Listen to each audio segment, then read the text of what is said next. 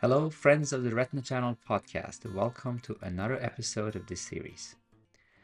If this is your first time tuning into this podcast, this is primarily a journal club in the field of retina, a branch of ophthalmology, and we try to bring you what's up to date about our field, what's new advances going on, and hopefully keep you up to speed with our advancements in the field of retina.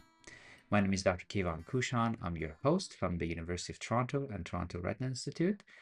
And my guest today is my friend and practice partner, Dr. David Chow from the Toronto Retina Institute.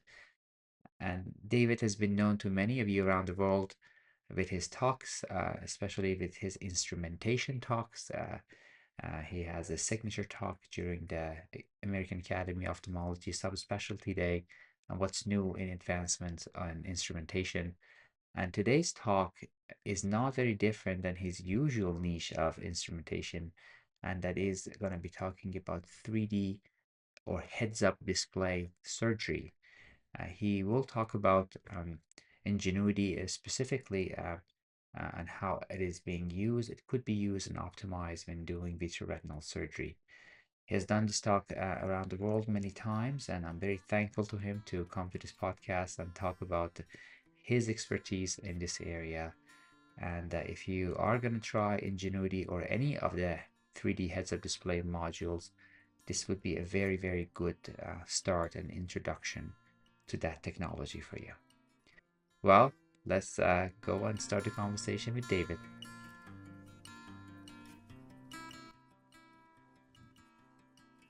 Hey, Dr. Chow, ah, how are you?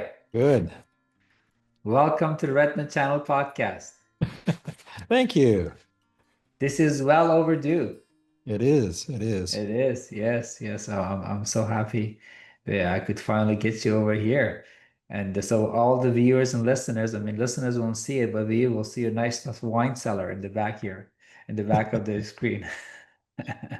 This was the whole COVID attention grabbing background scene.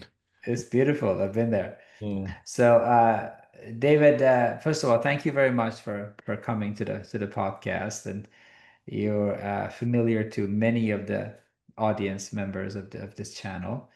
For those of you who need a bit more introduction, I'm just gonna maybe correct me along the way, give some brief bio from my recollection of your CV. You are a University of Toronto graduate. You're my alma mater. You're from medical school. You're a Toronto boy, big sports fan of Toronto sports. You went to McGill for your Sometimes. residency. Sometimes. Sometimes. These days it's very good. Blue Jays Yeah. are killing it. Currently, we're pretty happy. Yeah, you're happy. You went to McGill for your residency. You Yep. went to Beaumont Royal Oak for your fellowship, Yep.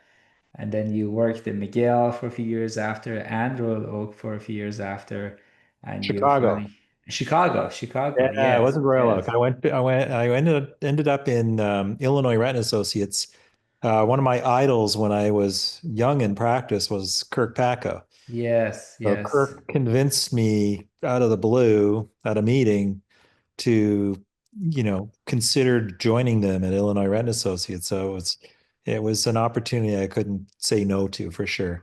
So That's that's how I ended wonderful. up in Chicago for 4 years, and then after that, ended up coming back home, Toronto. Back home, Toronto.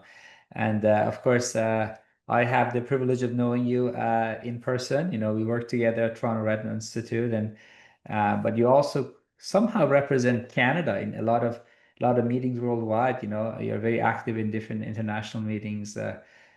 Full of Retina, in the academy, you have a signature talk in the academy in new instrumentation on subspecialty days. So many members of many audience members of this channel know you really. Um, and you a lot of experience with instrumentation, with companies that develop instruments, especially surgical instruments. And today we're gonna talk about heads-up display, Ingenuity, maybe one brand of it, or maybe 3D surgery, which you've been a pioneer of, and really doing a lot of talks on it, helping people understand it, and maybe fine-tune the different sort of variables on it. So I was hoping we could, get a sort of first-hand exposure to this technology from you? Sure. So, my interest in it started way back when Ingenuity first came out, was called True Vision before even Ingenuity. So True Vision was the company that founded the technology. And they started presenting kind of 3D events at meetings. And it was kind of this little fatty thing. We'd go into a room and they'd put on the 3D glasses and you'd watch on the big projector 3D surgery being done on True Vision. And and I remember at the time people showing me videos of like, macular holes and epiretinomas and, fixing all these different things. And, you know, yeah, I knew you could fix it, but what nobody really did very early on is tell me why I should be fixing it with a 3D viewing system rather than sticking to the microscope eyepieces, which all of us know has been our gold standard for our whole career. And Mm-hmm. so that's where I got interested in diving into the academic piece of what is the visualization performance of 3D surgery systems. And once I dove into it, how can we maximize it and enhance it? All right. And Mm-hmm. so that was where my original interest came. And I remember being in a taxi back to the airport with one of the True Vision execs and writing a list of like almost 6 or 7 different studies that I said, I think we should do. And that Mm-hmm. was what systematically over the next 3 to 5 years, I ended up doing study after study after study, diving into the various pieces of 3D viewing systems to figure out, what is the truth, what is the data, the science, and how can we optimize performance. Mm-hmm. And so the very first paper we did or looked at was to look at the primary variables of performance, which are lateral resolution. Lateral resolution is kind of like you go to a TV store and you buy a 4K TV, you want lots of pixels, high Mm-hmm. resolution. That's lateral resolution. Okay. So Mm-hmm. But that's, you're familiar with the resolution, yeah, most people everybody's know. familiar with the concept of lateral resolution. It's essentially a pixel count issue. And how do you maximize the visualization of that pixel count? Mm-hmm. And so basically, what we ended up showing with lateral resolution is we did testing on the microscope and the Ingenuity system that we had in our OR. So this wasn't even bench work. This was real life systems sold to customers, being used in real ORs. And we used kind of an industry standard to measure lateral resolution, which is this kind of lines per millimeter device, and took all these different test subjects and kind of looked at the 3 variables that can be altered on an Ingenuity 3D system. So, for those that have never used an Ingenuity, essentially it's a camera. You take off the eyepiece, you put on a camera on the system, and in that process, you now have 3 things you can change. One is the aperture of the camera. There's a little sliding lever on the camera that can change the aperture of that Ingenuity camera. Interestingly, in surveys I've done with the fellows graduating every year in North America at Fellows Forum, for the last 10 years, 5 to 10 years, the data consistently shows about 50% of fellows don't even know that there's an aperture on the camera Mm-hmm. that you can change. It's kind of a Mm-hmm. problem, right? Because Mm-hmm. where that aperture is distinctly changes the performance of a 3D viewing system. All right, Mm-hmm. so there's one thing. The aperture in the camera, we played around with 30%, 50%, and 70% as an aperture. All right, then we looked at the TV viewing distance. Where do you put the TV screen relative to your eyes to Yes. maximize performance? And so that's one thing that can be definitely changed. And if you go back and look at the original usage of Ingenuity, those TVs were all beyond the foot of the bed. Beyond the foot of the bed. Okay, Right. just straight So, ahead. Yes. yeah. So you'd have the stretcher bed, and then Yeah. at the end of the stretcher bed, they would slide in the Ingenuity system. Okay. And at the end of the day, when you measure that out for the average stretcher bed and us sitting at the other end of it, it's going to be well over Uh, 6 feet, well over two Yes. meters. Yeah. Right. So that was one other variable. All right. And we looked at what effect does the TV viewing distance have. And the third variable we looked at, which can be varied, is magnification. what is your zoom on the Mm-hmm. microscope? All right. And Okay. then we kind of looked at all those three things and started with lateral resolution. And it turned out that the most important variable to maximize lateral resolution was magnification. So the Okay. take-home message there is if you're peeling an epiretinal membrane, and I see this all the time at live surgery events, people will be using an Ingenuity, and on the image we see in the viewing room, we see a little circle filling up 1/3 of the TV Mm-hmm. screen, and Yeah. they are now using that 1/3 of the circle to peel their membrane.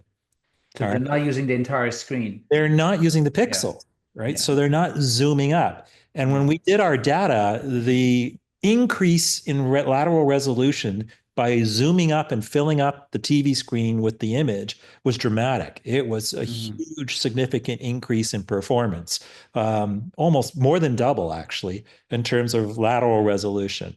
So that was the most important thing to maximize the lateral resolution piece is magnification. The And second, one thing, David, is yeah. this digital resolution using the camera system, or is it actual optical magnification with the microscope? Like when you're saying increased magnification, are you just actually That's the using microscope. that's the So that's microscope? that is your own foot pedal on your whatever you use, Hmm. ice like or whatever. That Yes. so when we were changing magnification, it is your microscope zoom. Then that is being captured by the Ingenuity camera that's mounted on Gotcha. the pieces was. And so, with your microscope system, maybe you're using Zeiss, Resight, or Biome, whatever, that stays the same with Ingenuity. If you're using Correct. contact lens or non-contact lens for macular work, that is not going to change. Your Nothing viewing alters. system is a camera instead of binoculars. You're just correct. You're replacing the Yeah. binoculars with the camera and then wearing 3D glasses and watching the TV screen. So that's really the only Okay. functional difference on the Okay. performance So of the people have to magnify now. Make sure they're using the magnification. That's number one thing. magnification. Number one. Number two, where do you put the TV?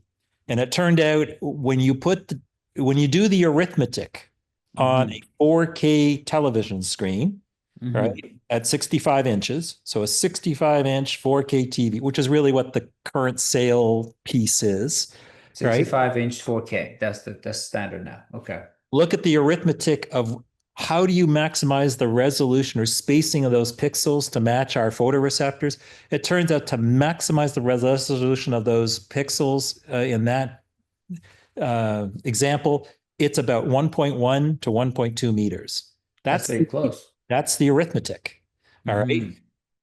So when we did the testing, we tested 1.2, 1.5, and 2 meters. All right. And sure enough, to no surprise, when that TV was at 1.2 meters, there was another huge jump up in lateral resolution.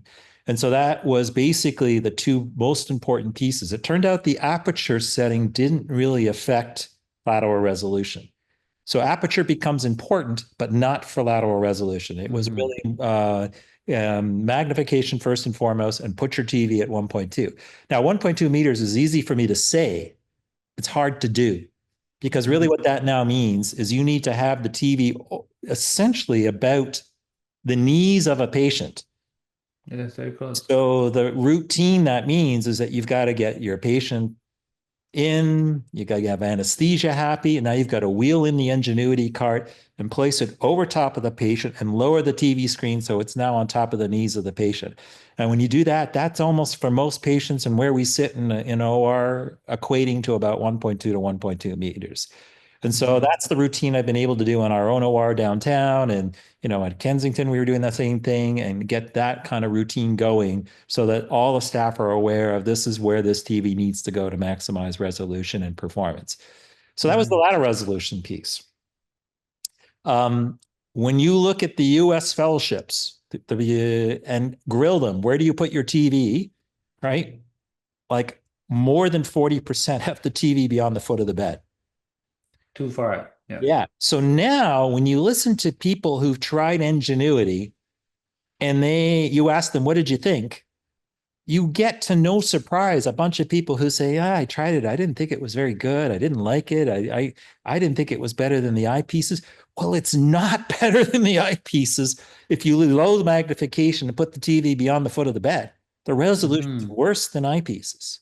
Mm-hmm. Right? Mm-hmm. And so this is where the experience in our community as this platform rolled out was a little all over the map because we had a lot of people who tried Ingenuity and didn't were not impressed, right? Gotcha. And that is still a truth. And there are a lot of people who tried it, weren't impressed, and were like, I've had it. I don't need to go back. I'll stay with my eyepieces.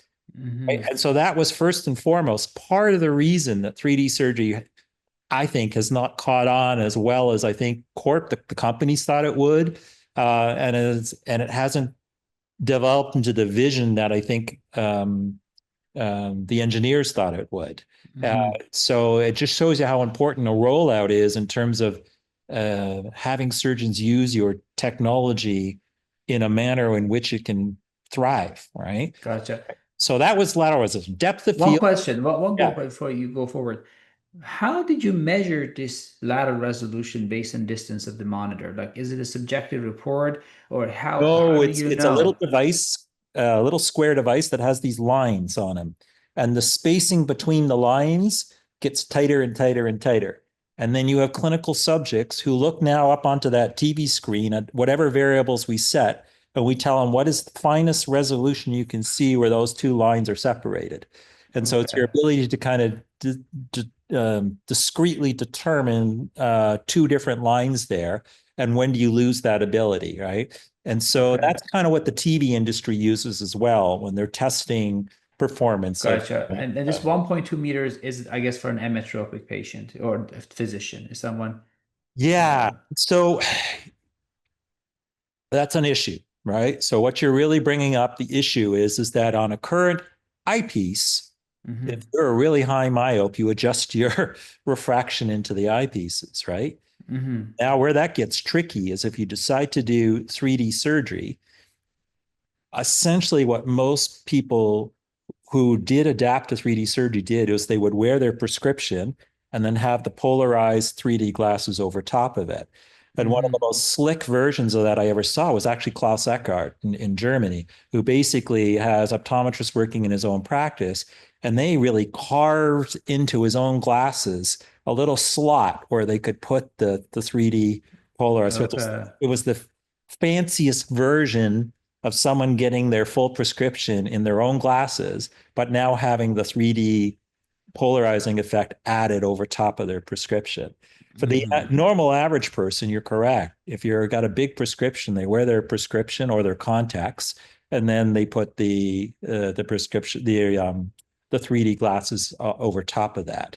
Mm-hmm. But one of the advantages of 3D surgery in general, and I'm skipping ahead to a little bit of a different issue now, is that with that fixed working distance of 1.2 meters, there's really not a lot of accommodation going on. And Okay, that was my other question. So yeah, there's no add to it. So you keep yeah, assuming correct, distance. Yeah. correct. And what people don't recognize, and this was one of the first papers I did, was we looked at the arithmetic, and now we're moving into part two, which is depth of field. Mm-hmm. And when you talk about depth of field, um, a very obvious topic. Anyone with camera backgrounds will understand the importance of the aperture on a camera, all Mm-hmm. right, and also magnification, what that does to depth of field. But one of the very first publications in the retina literature on 3D surgery was by Klaus Eckardt, who published on a whole bunch of young test subjects that depth of field was better on an operating microscope, eyepieces, than it Mm-hmm. was on True Vision. Okay. And it Young, created a young, lot of young people. Okay. confusion Mm-hmm. because that wasn't the truth of what's happening with the design. Mm-hmm. And when you go back and read that paper from Klaus Eckardt, um, he was using young test subjects. He had the aperture opened at 70%, and he was using a 1080p TV monitor. All right. And he had Mm-hmm. set up three different variables that created a scenario where he's right. In that scenario he created in his testing, the operating microscope eyepieces would outperform the True Vision system, Mm-hmm. which became Ingenuity. The part of the story that becomes relevant there is that when you calculate depth of field on an eyepieces, operating Mm-hmm. microscope, what you've done your whole career, there are three pieces to the calculation of the amount of depth of field you have.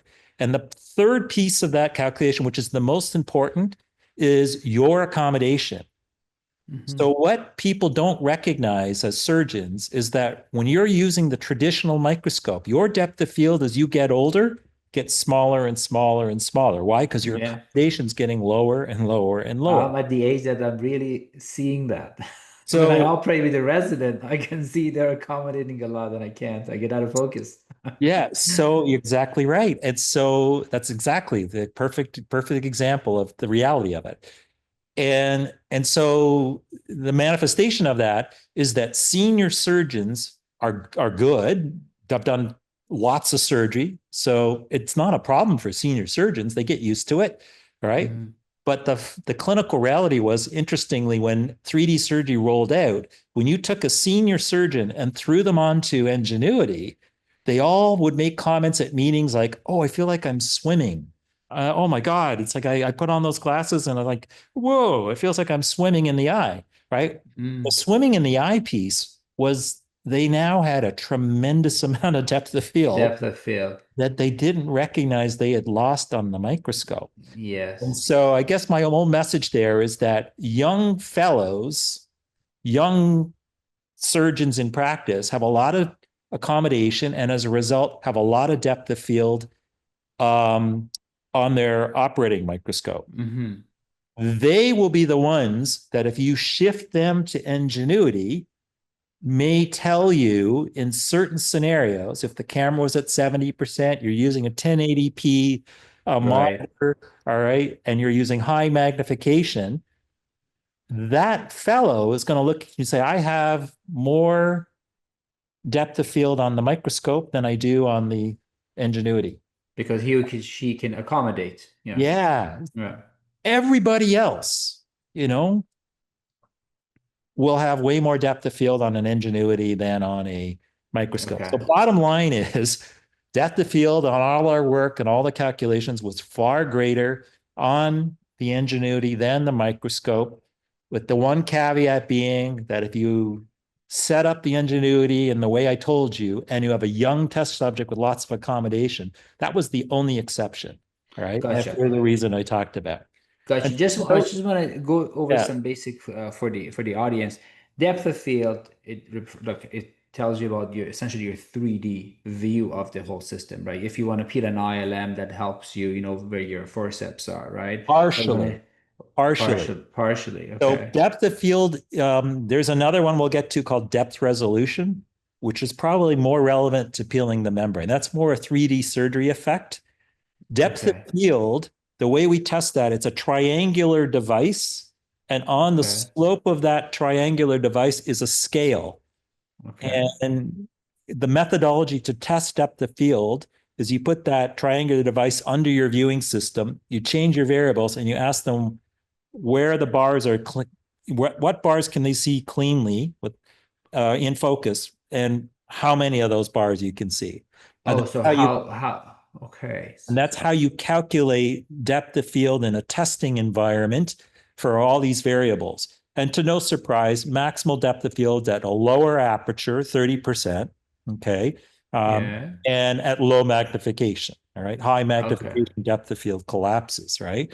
Okay. So this is where now the aperture of the Ingenuity camera suddenly started to show up as being an important piece, which is that the 30% aperture is really relevant if you're trying to do a retinal detachment repair and you're trying to have the mid-vitreous in focus and the vitreous Yeah. base in focus and Yeah. not be so too super blurry for the optic nerve trying to pop a partial PVD Right. off, right? There's where you do want lots of depth of field, right? And Yeah, so it so, tells you how deep in the eye you be this with the yeah, focus at the same time. Like you're correct, shaving the vitreous space and you have the membrane, correct, the optic nerve in the focus at the same time. How deep that can be. Okay, gotcha. correct.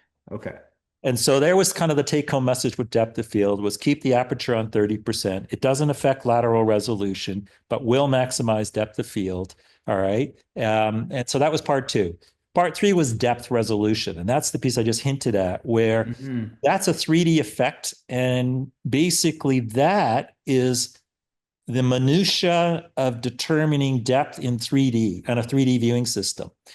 And to test this, we actually ended up getting a, a very specialized device from True Vision.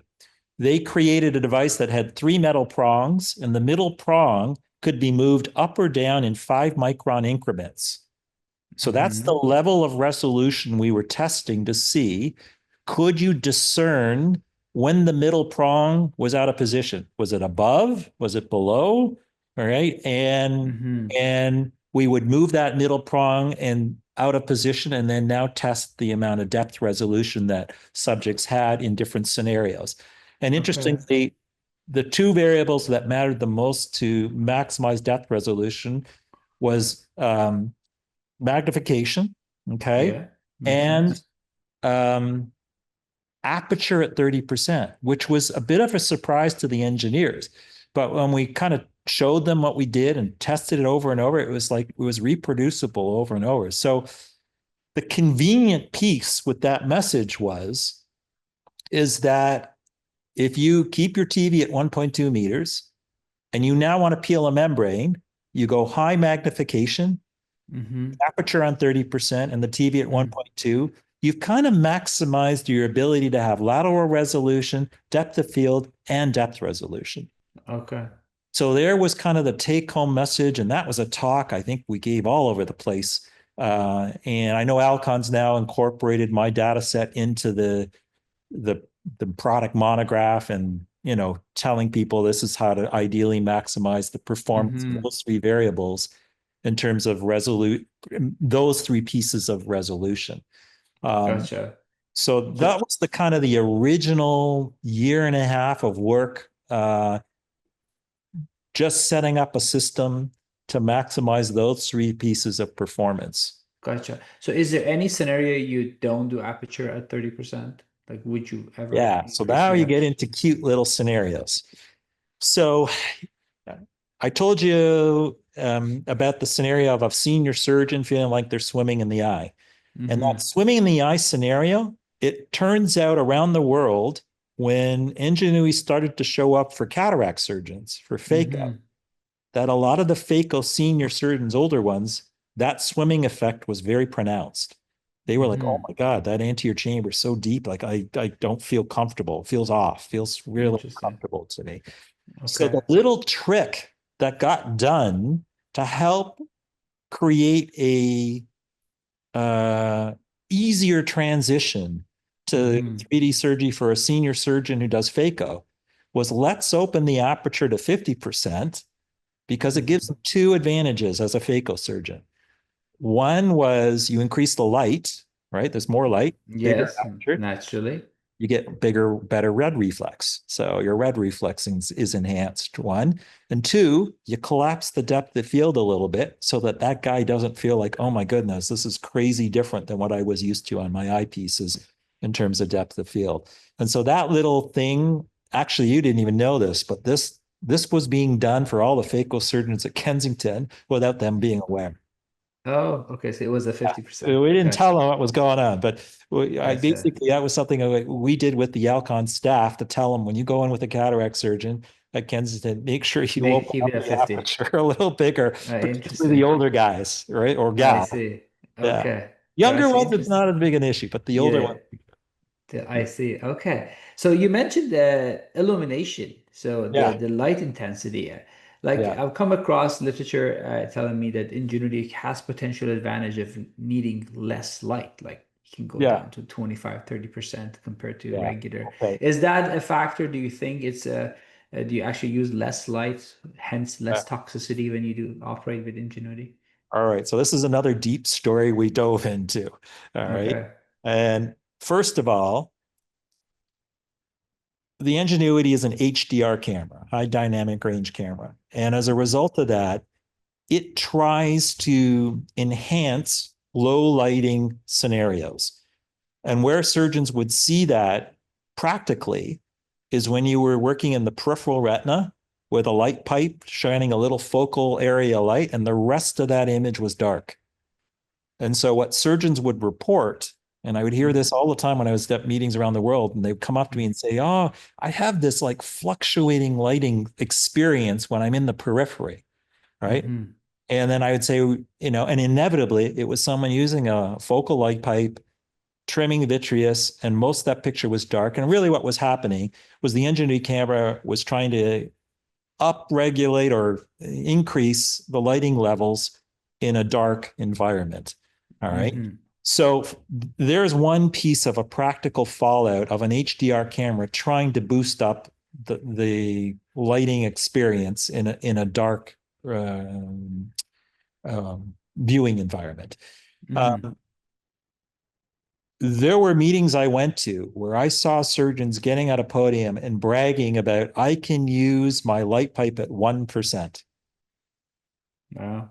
Okay, so if you use your light pipe at 1%, what does that mean? It basically means you have a phototoxicity calculation. And I did light into illumination stuff 10 years Mhm. before I moved into 3D surgery.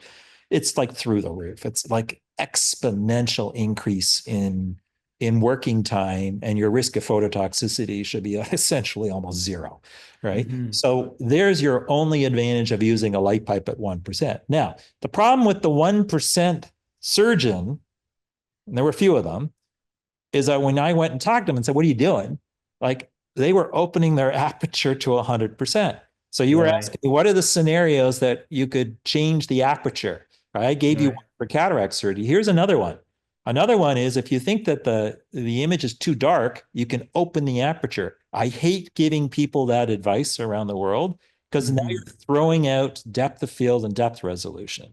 Right. Right. So this is where it's a dangerous game to play, to go chasing, you know, With lower light intensity. Yeah. yeah, So you what can. is your light intensity when you operate with Ingenuity? So the work we did, and this was a publication we did, we took a whole bunch of cases where I would start at the default, and this was with the 23 gauge light pipe, of 34%. So when you put in a Okay. 23 gauge light pipe on the Constellation, it was a Mhm. 34% default.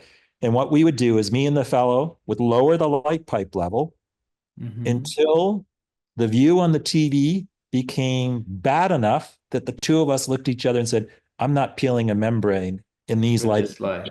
It's too dark." Okay.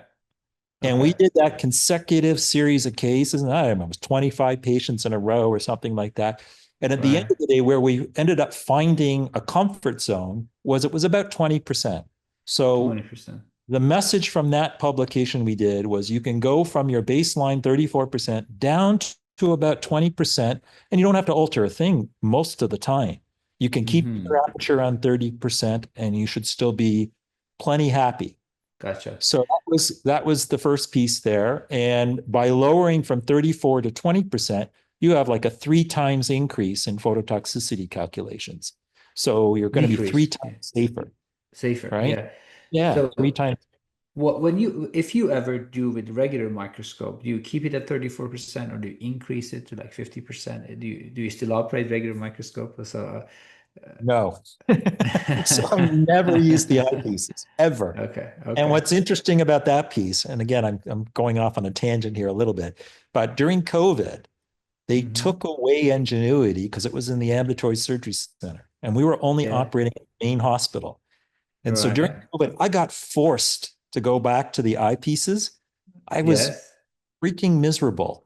And the Okay. fellows with me will be saying, "I don't like this either." So the nice part about this is, sometimes when you get too wrapped up in one topic, like I did with the 3D surgery for many years, sometimes Mhm. I start to question my own judgment. I think, am I getting too biased here? Am I getting too caught up in 3D surgery? Right. So the nice part for me was, COVID forced me to go back to the eyepieces. And after being pushed to use those eyepieces again for like a year or whatever it was, we were shut down in COVID. Boy, when Okay. COVID ended and I got Ingenuity back, oh, was I You were happy, happy. You were happy. right? So Okay. it Okay. really proved to me that I really do much prefer the 3D viewing world, than the eyepieces. All right. Gotcha. But there's another little trick on the lighting story. So Mm-hmm. the lighting story, there are a couple ways that you can kind of maximize lighting performance. One is lower to 20% at the same aperture and see if you're happy. All right. The other trick you can do to bump up the lighting level is you increase digital gain. So this is one Mm-hmm. of the Mm-hmm. opportunities. Every single one of us, if you go look on your TV right now at home and you go to the Mm-hmm. menu, almost every Okay. TV in the world has digital gain. And Okay. it boosts the signal on every single pixel, essentially, on that TV screen. All right. Okay. So it's a digital manipulation of the brightness of the image. The problem with digital gain is you add digital gain, you get a brighter and brighter image on your TV, but you now create noise. So Noise, you noise. get Yeah. this signal to noise ratio piece that becomes a bit of an issue. Yeah. So we thought that through early on. And so I actually ended up having one of the Alcon engineers came up to the OR, and in the very first version, you were able to change the digital gain on the Ingenuity TV screen from 1 to 10. And we did a couple surgical cases where we collected video at a digital gain of 1, 2, 3, 4, all the way to 10. And then we Mm-hmm. took those video sequences back and analyzed them like a movie theater analysis, Yeah. movie history analysis for the signal to noise ratio. Mm-hmm. And what came out of that piece of work from the engineers was essentially that you can increase the digital gain on Ingenuity to 2 or 3 without creating enough noise that will affect your resolution. So there is a digital boost to the whole thing. Okay. Correct. So the little kind of trick is if you look at my Ingenuity, everywhere I go, my settings have an immediate digital gain of 2 or 3, Mm-hmm. all of them. So I have a brighter image no matter what compared to someone who doesn't know that little trick. All right. Okay. So there's Interesting. So another it's a little trick. customization thing people can do Yeah. and just go increase their visual gain, It's their another trick digital gain. to Yeah. get a brighter image and allow me to use a smaller aperture, a smaller light pipe power without having to play with my aperture. Because Interesting. because of all that other work we talked about, I don't want to open the aperture. All right. The Yes. easiest way to make a brighter picture on the TV screen is just take a Q-tip and slide the aperture open. The TV becomes, Okay. image gets superbly bright, but you're But throwing then you lose your away. depth of field. Yeah. Yeah. Your depth of field and depth of, okay. So your setting is that you have 30% aperture, you have 20% light intensity, but you have 2 to 3, is it percentage or times No, with it's a digital setting. gain? two Is or it that's three on digital gain. 2 or 3 on digital gain? Okay, Yeah. very nice. Okay, so another sort of topic initially when Ingenuity was coming and becoming more available, people were complaining about the lag, especially anterior segment surgeons talking about this lag. Is it the same now? Does it still exist, or is it more an anterior segment thing? Or can you talk about that? Yeah. You're exactly right. I think for the first couple of years, I gave lectures on this every single time. Someone would stand up and say, I experienced lag and latency, right? Now, Mhm. the way we tested this was again with a very sophisticated, unique testing device where we were given from Burton Tripathi, who was the CEO of TrueVision, a titratable latency device. So we could change the latency on the image we were creating, uh, 30 milliseconds, 50, 70, 100, 200, right? And we were basically able to change the latency and now test a whole bunch of Mhm. our residents and our fellows to see, do you perceive latency? And Mhm. figure out at what point the latency became visible to them. Mhm. And we did that testing in 2 real models. One was a bionicle eye where we had them peeling ILM artificially. Yeah. And the second was suturing, external suturing. Yes. And what ended up showing up is for ILM peeling that none of our test subjects perceived really any issues with a latency of 70 milliseconds, which is what the Ingenuity platform is. So Mhm. at the current 70 milliseconds latency on Ingenuity, Nobody had a problem with ILM peeling. None of the test subjects noticed it. They didn't perceive it. Good. All Mm-hmm. right. When you get up to 100 or 200, yeah, now they started to perceive it. Okay. Mm-hmm. And if you go back to True Vision, there was a model that was originally released prior to Ingenuity that had a latency of 100 milliseconds. So if you talk to one of the very original surgeons, they may have been talking about latency if they had a 100 millisecond device, because some of our test subjects certainly did notice it there at 100 milliseconds. But at 70, no, At nobody 70. noticed that for ILM peeling. For suturing externally, I think we had one test subject notice it at 70 that they noticed there was a little bit of latency, but it didn't affect Mm-hmm. their performance. So we had subjective commentaries from all our test subjects, and then we also had data scores. How long did it take Gotcha. to suture? Did they make mistakes? Things like that. All right. And so I guess the take home message from all of that was that essentially at the current latency of 70 milliseconds, there really did not appear to be a problem with, and this was 30 test subjects. So it wasn't like this was 5 or 10. This was a pretty healthy group of people that we tested. Mm-hmm. Um, there wasn't really an issue for internal ILM peeling, and also for suturing. There really wasn't an issue.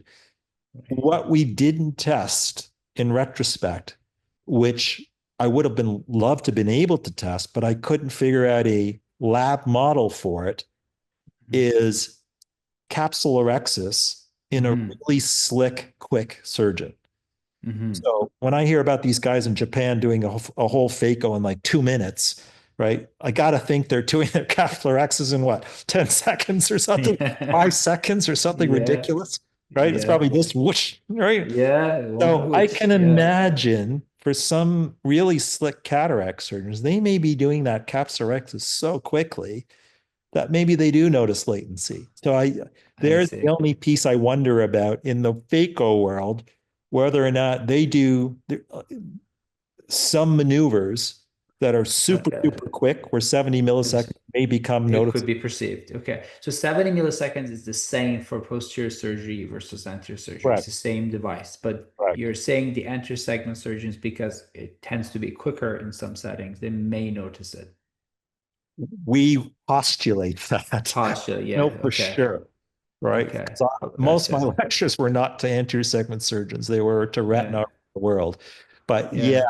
I do think that that potentially is an issue, right? Okay. Okay. Well, thank you. So another thing is about teaching and observers and fellows and everything. Have you noticed it increases your teaching ability, or the people interaction in the OR? Do you think it's an advantage versus regular monitors we have?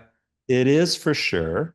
Um, um, because now I can basically have a fellow operating, and I can either use the mouse on the keyboard, or I can just go to the screen and I can now point and say, I want you to pull Hmm. this way, or I want you to there's the brake. I can go Hmm. and really more aggressively steer them, all right, Hmm. in terms of this is the direction I want you to go, or this is the area I need you to focus on, or so I think that part in terms of teaching is very, very useful. What bothered me is the first couple of years that Ingenuity came out, when I would ask questions to the fellows that were graduating about what you perceive to be the most valuable um, addition that 3D surgery creates, is the number one response from the fellows was it makes it a better teaching. It's a wonderful teaching Hmm. piece to buy. And that Okay. upset me because within the choices it was a better visualization device. Never got picked. But they're young. They're young people with No, good but accommodation. well, exactly. But it also resonated to me like they're training and fellowship programs that aren't giving them the proper visualization experience. Mm, And you can't sell ingenuities all around the world to everybody in practice if the only message is, oh, this may help me train my fellows a little better. No, mhm, that won't work. mhm, This has to be a visualization platform that is on par or better than our current gold standard, right? Which is the mhm. eyepieces. And I Mm, think honestly, that is not come to fruition.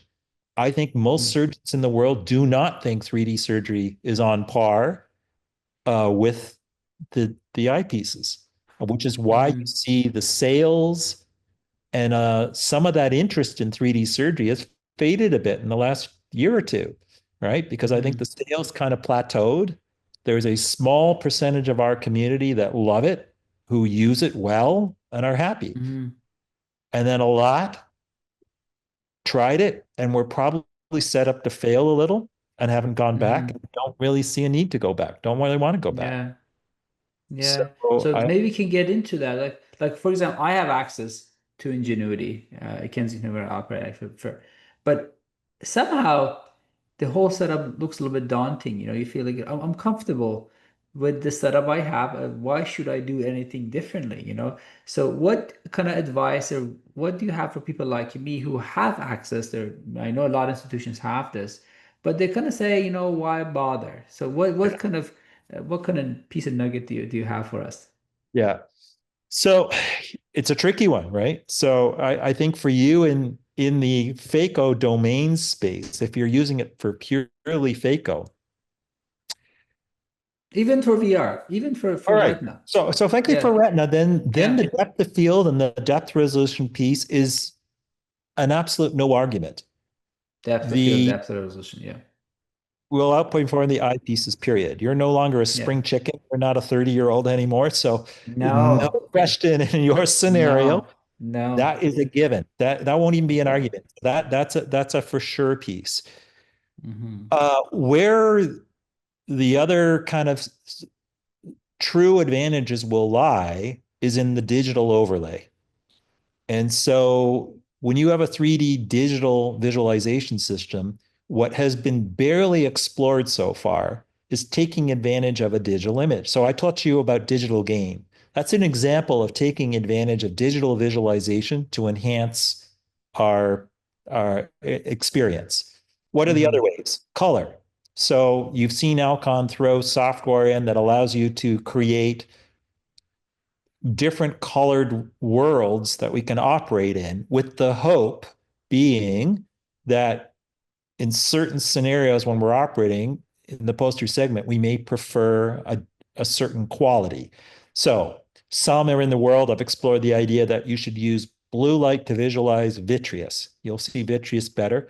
So you go to Blue Boost as one of the Hmm. digital filters when you're trying to look at vitreous. Hmm. Way back when I did another published study looking at all these different colors during vitrectomy and what effect the filters had on safety and on visualization. And the one kind of color that resonated very consistently was that during air fluid exchange, a lot Hmm. of people will complain they get a lot of glare. And Yeah, I that do. that's a given, right? Yeah, So everybody knows in air fluid exchange, there's a lot of glare and it yeah. makes visualization under air tricky. And fellows hate doing vitrectomy under air. They struggle with it, right? So the little trick there that does absolutely work. But again, probably very few surgeons around the world routinely use is the yellow filter. Hmm. So, you know, that study I did on this 20 years ago, after that study I did, most light sources that were brought into the marketplace incorporated filters. All right. So that became a piece on the light source. Then we went digital, and then the Ingenuity software guys added the digital filters to the story. And then now there's a new Alcon light source, the Unity, and it also has not digital. It has three um, filters within the Filter actual color. light source Yes. that will create a progressively yellow environment, which is increasingly safe because you're pulling out blue light from the light source. Um, but where those can become very obviously useful is on air fluid exchange. So Hmm. when you're kind of asking me what is the sales pitch for Ingenuity or 3D surgery long term, the obvious is the digital overlay. And the digital overlay will now allow you to create a environment that ideally we enhance um,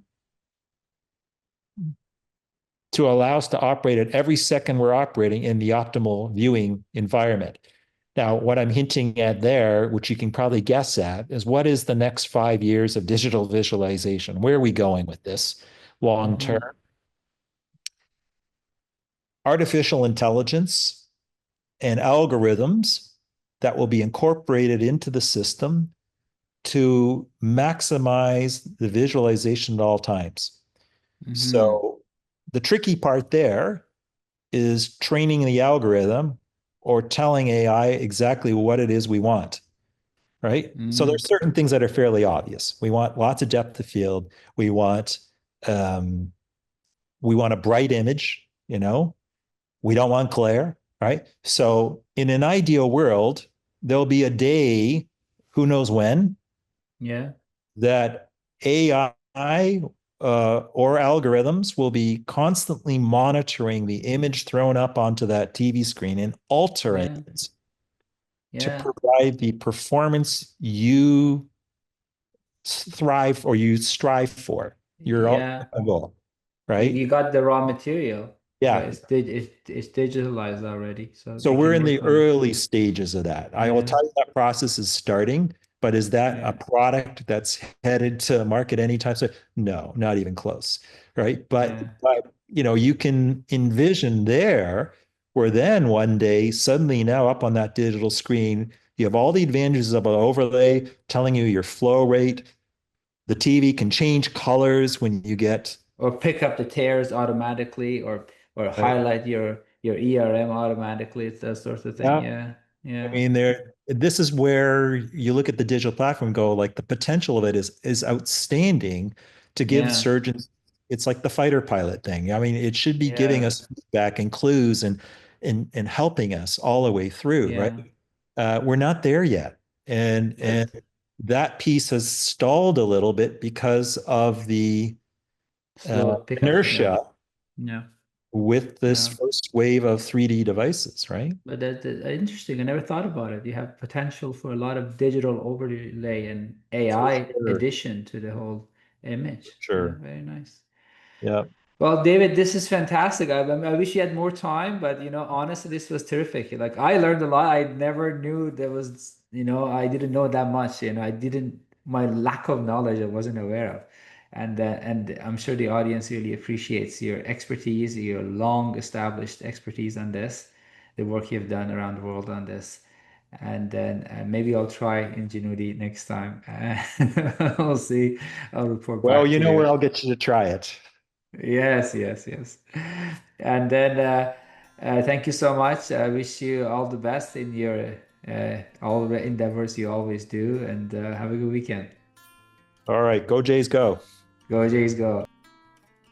Well, friends, this wraps up another episode of Retina Channel podcast with our engaging speaker, Dr. David Chow, about the 3D heads-up display surgery. And that was very nice for me. I learned a lot. I haven't tried these systems yet, but maybe in the future I will.